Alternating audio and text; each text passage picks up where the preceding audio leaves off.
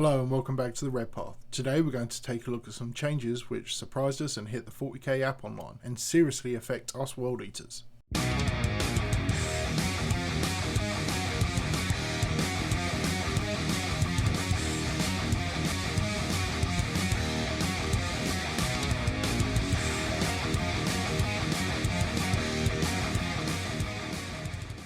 Before we get started, I just want to thank you all for being here and for getting the channel over 700 subscribers.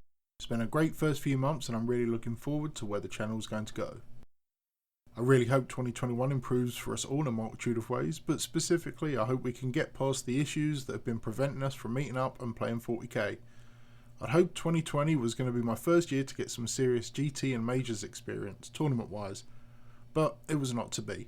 I've got my fingers crossed for 2021, but we'll see. Also, go check out this blog by one of the channel subscribers, Promethean Painting. Promethean was also recently featured on the Games Workshop Hobby Roundup stream. Look at this madness. If you're looking for tips for inspiration, especially in those amazing demonic fire bases, check out this blog. The link will be in the description. Okay, so let's look at these juicy updates. I'm going to shout out Royal Purple for bringing this up in the Discord, and Reaper Zool and Asher Marines for noticing some of the other changes. First, let's look at the most important one for World Eaters. Chainaxes have gone up to Strength +2, as well as retaining their AP -1 and Damage 1.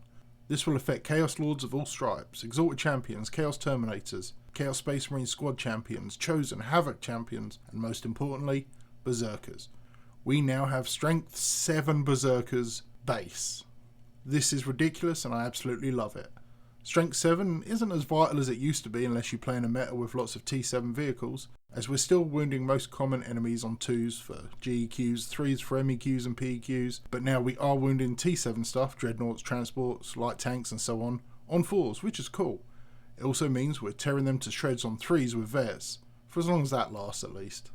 More important than any effect on Berserker's versatility though is the fact that they are now almost Primarch levels of strength. Yeah buddy, our Berserkers squat ass to grass and run Smolov for sure.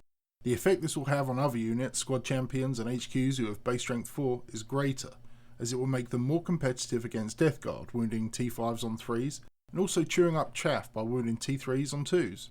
The effect for Terminators however is pretty much non-existent, as the equally free power weapons still outperform the Chainaxe in every aspect, though I expect this to change with the Codex. Okay, on to the next change.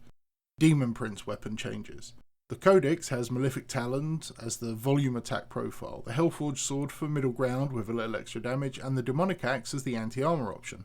The app has debuffed the Talons slightly from AP2 to AP1. The sword is now +1 strength and AP3 and damage 3, whilst the axe gives a little extra strength at +2, it's AP2 with damage 3, and is no longer -1 to hit. I personally think the axe will be the best all-round weapon now, as the +2 strength makes them strength 9, which will mean wounding models like Mortarion a little easier, and AP2 will normally force an invuln anyway, in most cases where damage 3 is necessary.